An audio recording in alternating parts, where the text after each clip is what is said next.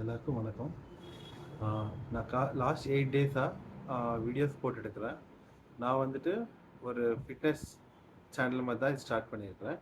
ஆனால் ஃபிட்னஸ் சேனல்னால் என்ன பண்ணணும், ஏது பண்ணணும், இது எந்த ப்ராப்பர் ஃபார்மேட்டில் பண்ணணும், அந்த மாதிரி சொல்கிறத விட இந்த மாதிரி நான் ட்ரை பண்ணி பார்க்குறேன். என் உடம்பு மேலே நானே டெஸ்டிங் பண்ணி பார்க்குறேன். இந்த மாதிரி பண்ணுறதுனால இது நம்மளுக்கு நிஜமாலாவே ஹெல்ப் ஆகுதா இல்லையா, இதுதான் நம்ம பண்ணிட்டு இருக்கிறோம். லாஸ்ட் 7 டேஸாக என்னோட ஏதோ ஒரு வீடியோ நீங்கள் பார்த்துருந்தாக்கிட்ட உங்களுக்கு தெரிஞ்சிருக்கும். நான் என்னோட ஃபிட்னஸோட ஸ்டார்டிங் ஸ்டேஜில் வந்துட்டு வாக்கிங் பண்ணுறதே வந்துட்டு ஒரு சேலஞ்சாக எடுத்திருக்கிறேன். வாக்கிங்னா வாக்கிங் ரொம்ப பேசிக்கான விஷயம், எல்லாருமே வாக்கிங் பண்ணுவாங்க இல்லையா, அது என்ன சேலஞ்சாக நினச்சிங்கன்னா, நான் என்னோட லைஃப் ஸ்டைலை ஃபஸ்ட் நான் எக்ஸ்பிளைன் பண்ணுறேன். என்னோட லைஃப் ஸ்டைல் வந்துட்டு ரொம்ப அவ்வளோ ரொம்ப இன்ஆக்டிவான ஒரு லைஃப் ஸ்டைல் தான் இருந்து. வீட்டில் இருப்பேன், ஆஃபீஸ் போவேன், வெஹிக்கிளில் போயிட்டு வந்துடுவேன், நிறைய வாக் எதுவுமே இருக்காது. இந்த மாதிரி பட்சத்தில் நான் ரொம்ப ஓவர் வெயிட்டாகவும் இருக்கிறேன். 108 கேஜிஸ் இருந்தேன் லாஸ்ட் வீக். நம்ம வெயிட் செக் பண்ணும்போது இந்த லாஸ்ட் 1 வீக்கில் வந்துட்டு நாம் வெயிட் ரெடியூஸ் ஆகிருக்கிறோம். அது எவ்வளோ ரெடியூஸ் ஆகிருக்கிறோம் அதையும் நம்ம பார்க்கலாம்.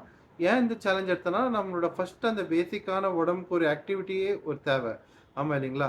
வாரத்துக்கு நாம் ஒரு நாளைக்கு நாம் 5 கிலோமீட்டர் நடக்கிறோம், கண்டினியூஸாக நடக்கிறோம். இது ரொம்ப டாக்டருங்க பேசிக்காகவே சஜஸ்ட் பண்ணுவாங்க. உங்களுக்கு சப்போஸ் சுகர் இருந்துச்சு, பிபி இருந்துச்சு, கொலஸ்ட்ரால் இருக்குது, நீங்கள் எது இருந்தாலும் உங்களுக்கு ஃபஸ்ட்டு அவங்க இனிஷியேட் பண்ணுறது என்னென்னா, நீங்கள் ஒரு வாக்கிங் போங்க, காலைல ஒரு 5 கிலோமீட்டர்ஸ் பிரிக் வாக் பண்ணுங்கள், இல்லை நார்மலாக வாக்கிங் போங்க, இது மாதிரி தான் உங்களுக்கு சஜஸ்ட் பண்ணுவாங்க.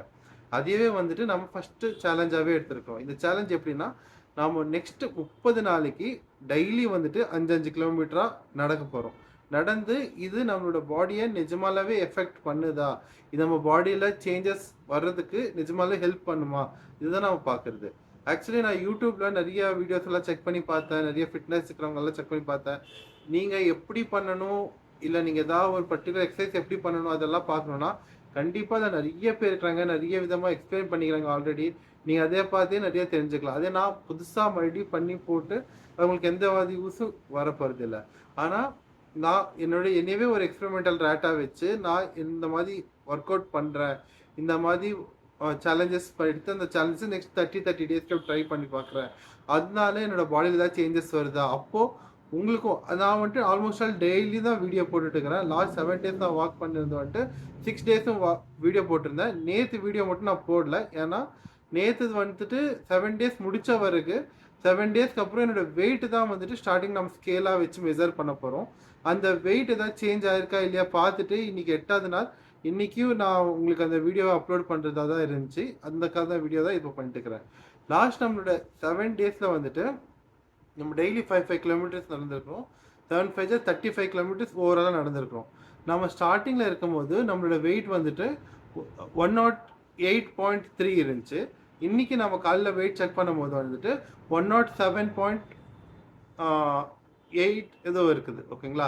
அந்த கரெக்டான நம்பர்ஸ் நான் ஸ்க்ரீன் மேல் டிஸ்பிளே பண்ணுறேன். இந்த வெயிட் சேஞ்ச் ஆச்சு. நம்ம டெய்லி 5 கிலோமீட்டர்ஸ் நடக்கிறோமே, அதுதான் இவ்வளோதான வெயிட்டு. மேக்ஸிமம் ஒரு 500 கிராம்ஸ் அந்த மாதிரி தான் வெயிட் கம்மியாக இருக்கும். அவ்வளோதான் கம்மியாச்சா நான் கேட்டால் ஆமாம், அவ்வளோதான் கம்மியாச்சு. ஏன்னா நாம் வாக்கிங் பண்ணுறது மட்டும்தான் சேலஞ்சாக எடுத்து வாக்கிங் மட்டும்தான் பண்ணோம். நம்மளுக்கான ஃபுட்டுலேயோ நம்மளோட வேறு எந்த ஒரு ரொட்டீனையும் நம்ம சேஞ்சே பண்ணல. மேஜராக வந்துட்டு உங்களுக்கு வெயிட் லாஸ் ஆகணும்னா உங்களோட ஃபுட்டை வந்துட்டு 100% சேஞ்ச் பண்ண வேண்டியதாக இருக்கும். இன்னொன்று என்னென்னா, இதுதான் ஃபஸ்ட் டைம் நான் நிறைய முறை ட்ரை பண்ணி பார்த்துருக்கேன். நீங்களே என்னோடய சுச்சுவேஷன் நிறைய முறை இருந்திருப்பீங்க. எப்படின்னா, நான் போய் பே பண்ணுவேன், 1 இயர்க்கான மெம்பர்ஷிப் பே பண்ணுவேன், இல்லை 6 மந்த்க்கான மெம்பர்ஷிப் பே பண்ணுவேன், 4 நாள் ஜிம்முக்கு போயிடுவேன். அதுக்கப்புறமா எனக்கு ஏதோ இன்ட்ரெஸ்ட்டே இருக்காது, நான் விட்டுருவேன் ஜிம்முக்கு போகிறதே. ஒரு 4 நாள் பண்ணுவேன், ஏதோ 2 நாள் கை கால் வலி வரும், 2 நாள் விட்டுருவேன், மிஸ் ஆயிரும். அதுக்கப்புறம் நெக்ஸ்ட் டே எழுந்துச்சு மறுபடியும் போகிறதுக்கு நம்ம மிஸ் பண்ணிடுவோம். இந்த மாதிரி நிறைய முறை ஜிம் கட்டி அதை விட்டுட்டேன். நான் மேக்ஸிமம்னா ஒரு 2-3 கேஜி கம்மியும் ஆயிருக்கிறேன் மிடில். ஆனால் மறுபடியும் அந்த 2-3 கேஜிக்கு மேலேயே மறுபடியும் நான் ரீகெயின் ஆயிடுவேன். ஆனால் அதுக்கு தான் இந்த முறை வந்துட்டு நம்ம வெயிட் லாஸ் பண்ணுறதா இருந்தாலும் ரொம்ப ஸ்டேபிளாக, ரொம்ப நிதானமாக, முடிஞ்ச அளவுக்கு எவ்வளோ ஆகுதோ அவ்வளோ டைம் வேணால் எடுத்துக்கிட்டோம். ஆனால் ப்ராப்பரான விதத்தில் நம்ம வெயிட் லாஸ் பண்ணணும்னு சொல்லி நான் முடிவு எடுத்தேன்.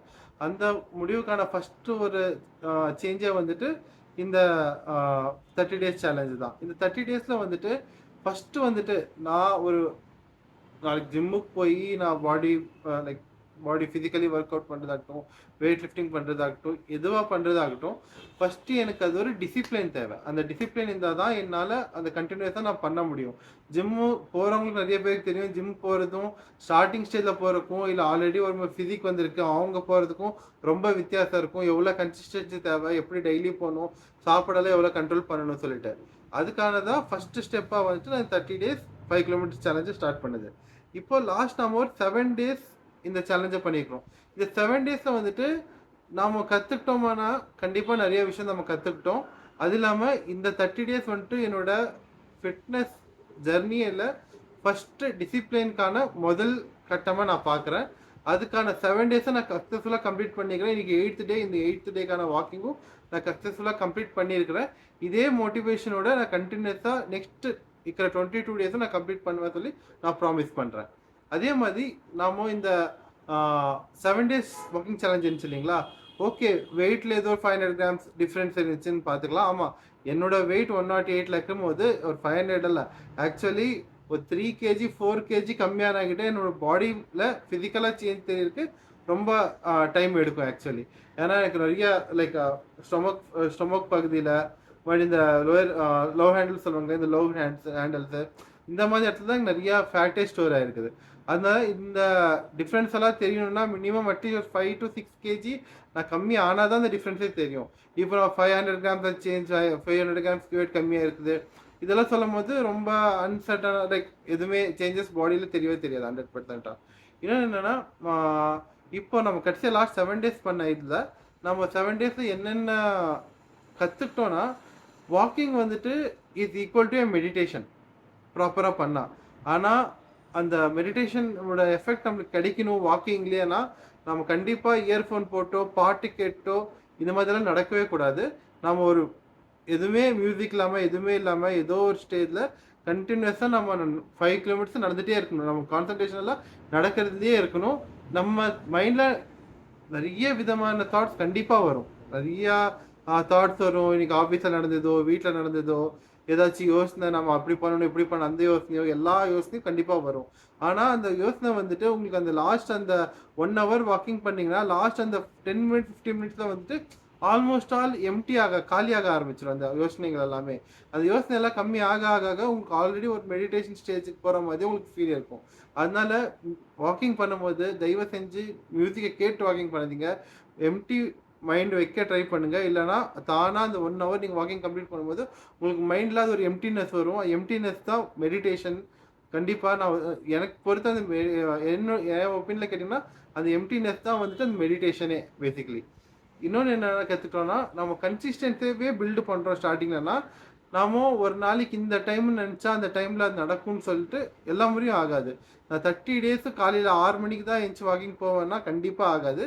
அந்த 30 days நானும் கண்டிப்பாக வாக்கிங் பண்ணி ஆகணும். அதனால என்ன பண்ணேன்னா, எப்போ எனக்கு டைம் கிடைக்குதோ, எனக்கு தேவையானது 1 hour ஒரு நாளைக்கு, அந்த 1 hour எனக்கு எப்போ கிடைக்குதோ அந்த 1 hourல நான் அந்த ஃபிட்னஸ் ட்ராக்கர், அந்த கூகுள் ஃபிட்னு ஒரு ஆப் இருக்குது, அந்த ஆப்பில் வந்துட்டு நான் வாக்கிங் ட்ராக் பண்ணிட்டு நான் நடக்க ஆரம்பிச்சிடுவேன். 1 hour எவ்வளோ கிலோமீட்டர் நடக்க முடியுதோ அதை நடக்கிறேன். அது ஆல்மோஸ்ட் எனக்கு 100% 5 kilometers 5.5 kilometers வரைக்கும் அந்த ஃபேஸ்லேயே நான் நடந்துடுறேன்.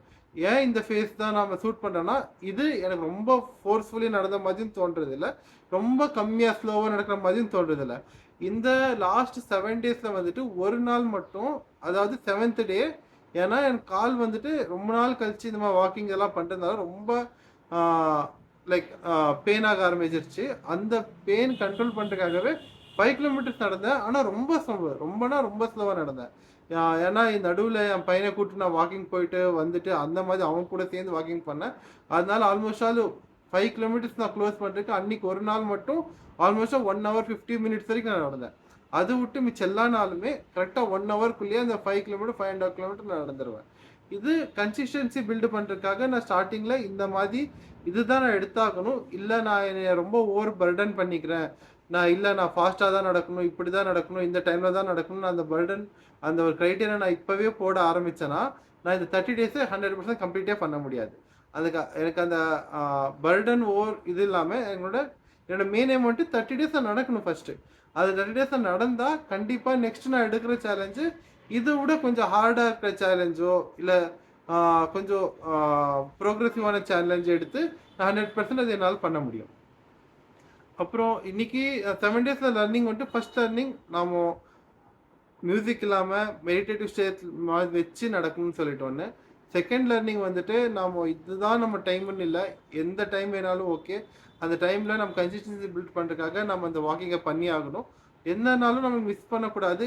இன்னைக்கு சப்போஸ் நீங்கள் ஏதாவது ஒரு நாள் கேப் எடுத்து பண்ணணும், ரிகவரி ஆகிறதுக்கு பண்ணணும், இந்த மாதிரி பண்ணணும்னு நினச்சிங்கக்கிட்ட நான் பண்ண மாதிரியே அந்த ஒரு நாளை வந்துட்டு அந்த 5 கிலோமீட்டர்ஸை ரொம்ப ஸ்லோவாக நடந்தாலும் பரவாயில்ல, ரொம்ப ஈஸி கோயிங்காக நடந்தாலும் பரவாயில்ல, ஆனால் அந்த 5 கிலோமீட்டர்ஸ் முடிக்க ட்ரை பண்ணுங்க 100%.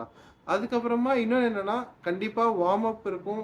வாக்கிங் தானே நினச்சிடாதீங்க, வாக்கிங்க்கும் ஒரு வார்ம் அப் பண்ணணும், அதுக்காகவும் ஸ்ட்ரெச்சிங் பண்ணணும். ஏன்னா கால் வந்துட்டு one of the biggest muscle நம்ம பாடியில் எங்கே இருக்குன்னு பார்த்தீங்கன்னா தைஸ்லையும் லெக் மசில், காஃப் மசில் இதுதான் இருக்கும்.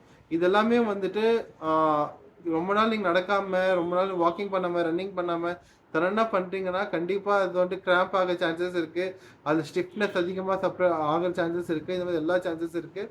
அது எல்லாமே ப்ராப்பராக உங்களுக்கு போகணுன்னா நீங்கள் அதுக்கான வார்ம் அப்பும் பண்ணணும், அது முடித்த வரைக்கும் நீங்கள் அதுக்கான ஸ்ட்ரெச்சிங்கும் கண்டிப்பாக பண்ணி ஆகணும். இன்னொன்று நெக்ஸ்ட் லர்னிங் என்னன்னு பார்த்தீங்கன்னா, நெக்ஸ்ட் லர்னிங் வந்துட்டு நம்ம பார்க்க போகிறது என்னென்னா, ஒன் செக் சாரி, நடக்கும்போது ப்ராப்பரான போஸ்டரில் நடங்க. வாக்கிங் பண்ணும்போது நீங்கள் வாக்கிங் பண்ணுறது எப்படி வாக் பண்ணுறீங்க, கால் கரெக்டாக வைக்கிறீங்களா, அது மாதிரி பார்த்து நடங்க. நீங்கள் எப்படி வேணால் அப்படி நடந்துட்டு ஃபாஸ்ட்டாக போகணும்னு சொல்லி ஒரு இதில் நீங்கள் ரோடு எப்படி இருக்குன்னு பார்க்காம மேல் பள்ளம் இருக்கும்போது நீங்கள் நடந்துட்டிங்கன்னா கால் வந்துட்டு டில்ட் ஆகிற சான்சஸ் நிறைய இருக்குது. கால் டில்ட் ஆகும்போது உங்களுக்கு கால் சுளிக்கிடும். அப்படி சுளிக்கிடுச்சுன்னா உங்களுக்கு அந்த வாக்கிங் பண்ணுற இதுவும் கேப் கண்டிப்பாக ஃபார்ம் ஆயிரும். அது மட்டும் இல்லாமல் உங்கள் லெக்கில் பெயின் வந்துட்டு ரொம்ப அதிகமாகவே இருக்கும். அதனால ப்ராப்பரான ஷூ இல்லை ப்ராப்பரான சாண்டல்ஸ் இருந்தால் சாண்டல்ஸே பண்ணாலும் ப்ராப்பரான ஷூ ப்ராப்பரான சாண்டல்ஸ் போட்டுக்கோங்க. இல்லைனா நீங்கள் வந்துட்டு வெறும் காலையும் நடக்கிறதா இருந்தாலும் நடக்கலாம். வெறும் காலம் நடக்கிறதுனால இப்போ நம்ம என்ன வாக்கிங் பண்ணுறோமோ அதை விட அதிகமான பெனிஃபிட்ஸ் இருக்குன்ட்டு நான் படிச்சிருக்கிறேன். ஆனால் நான் எப்போவுமே இம்ப்ளிமெண்ட் பண்ணி பார்த்ததில்லை. ஆனால் இந்த 30 டேஸ் சேலஞ்சில் ஏதோ ஒரு வீக் வந்துட்டு கண்டிப்பாக நான் ஃபுல் அண்ட் ஃபுல்லாக காலைல செருப்பு இல்லாமே நான் ட்ரை பண்ணி பார்க்குறேன். அதுக்கான எஃபெக்ட் எனக்கு வேறு எப்படி இருக்குது அதையும் நான் உங்களுக்கு கண்டிப்பாக சொல்கிறேன். இன்னொன்று என்னென்னா, நிறைய பேர் என்னோட சேனலை பார்த்துருக்குறீங்க, என் வீடியோஸை பார்க்குறீங்க. தயவு செஞ்சு உங்களுக்கு இந்த வீடியோ இந்த ஒரு இது உங்களுக்கு ஹெல்ப்ஃபுல்லாக இருக்குன்னு தோணுச்சுன்னா கண்டிப்பாக சப்ஸ்கிரைப் பண்ணி வச்சுக்கோங்க. நான் போக போக இதை விட பெட்டரான ஒரு இது பண்ணி நான் அதெல்லாம் அப்டேட் பண்ண ஆரம்பிக்கிறேன். உங்களோட சப்ஸ்கிரிப்ஷன், நீங்கள் பண்ணுற சப்ஸ்கிரைபும், நீங்கள் கொடுக்குற லைக்கும், இல்லை நீங்கள் ஏதாச்சும் சொல்லணும் ஃபீட்பேக் கொடுக்கணுன்னாலும் கண்டிப்பாக கமெண்ட்டில் சொல்லுங்கள். நீங்கள் ஏன்னா இது நான் ரொம்ப ஸ்டார்டிங் ஸ்டேஜில் இருக்கிறேன். நீங்கள் கொடுக்குற எல்லா ஃபீட்பேக்கும் நான் படித்து பார்த்து அது என்னால் இம்ப்ளிமெண்ட் பண்ண முடியும். கண்டிப்பாகவே நான் இம்ப்ளிமெண்ட் பண்ணுறேன். ஓகேங்களா? இன்னொன்று என்னென்னா, இப்போ நம்ம லாஸ்ட் 7 டேஸில் பண்ணதில் நம்ம வந்துட்டு 500 கிராம்ஸ் சேஞ்ச் ஆகிருக்குன்னு சொன்னோம். இன்னொன்று என்ன பேசணும்னா, நம்ம வந்துட்டு ஃபுட் வந்துட்டு ரொம்ப இம்பார்ட்டன்ட். நம்ம ஃபுட்டை கண்டிப்பாக கண்ட்ரோல் பண்ணி இருந்திருக்கணும். ஏன்னா வெயிட் லாஸ்க்கான ஃபஸ்ட்டு ஒரு இதே வந்துட்டு நீங்கள் யாரை கேட்டாலும் ஃபஸ்ட் சொல்லுது என்னென்னா, ஃபுட் கேலரி டெஃபிஷியட்டில் தான் நீங்கள் சாப்பிட்டாலே போதும், நீங்கள் வெயிட் லாஸ் ஆகுவீங்க சொல்லுவாங்க. ஆமாம் இல்லைங்களா? ஆனால் நான் இந்த ஃபர்ஸ்ட் 7 டேஸ் தான் நீங்கள் கேலரி டெஃபிஷியட் சாப்பிட்டேன்னா கேட்டிங்கன்னா நான் இல்லை, நான் 100% கேலரி டெஃபிசிட்டாக நான் எதுவுமே சாப்பிடல. நான் ரொம்ப கம்மி பண்ணேன், ஒன்று மட்டும்தான் கம்மி பண்ணேன். என்னென்னா ரொம்ப ஓவர் ஈட்டிங் பண்ணுவேன். அட்லீஸ்ட் ஒரு 6 டைம்ஸ் நான் சாப்பிடுவேன் ஒரு நாளைக்கு. அதை கம்மி பண்ணிவிட்டு மினிமம் ஒரு நாளைக்கு 4 டைம்ஸ் சாப்பிட்றேன். ஆனால் 4 டைம்ஸில் வந்துட்டு என்ன சாப்பிட்டுட்டு இருந்தேனோ அது நான் ஆல்மோஸ்ட் ஃபுல்லாகவே சாப்பிட்றேன். நான் எந்த இல்லை நான் டயட் ஃபாலோ பண்ணலாம், நான் கம்மி பண்ணலாம், அது பண்ணல. என்ன இனிமேல் நான் கண்டிப்பாக ஸ்டார்ட் பண்ணுறேன். அதே இனிமேல் கண்டிப்பாக ஸ்டார்ட் பண்ணி அதனால நமக்கு எவ்வளோ ப்ரோக்ரஸ் ஆகுது கண்டிப்பாக போடலாம்.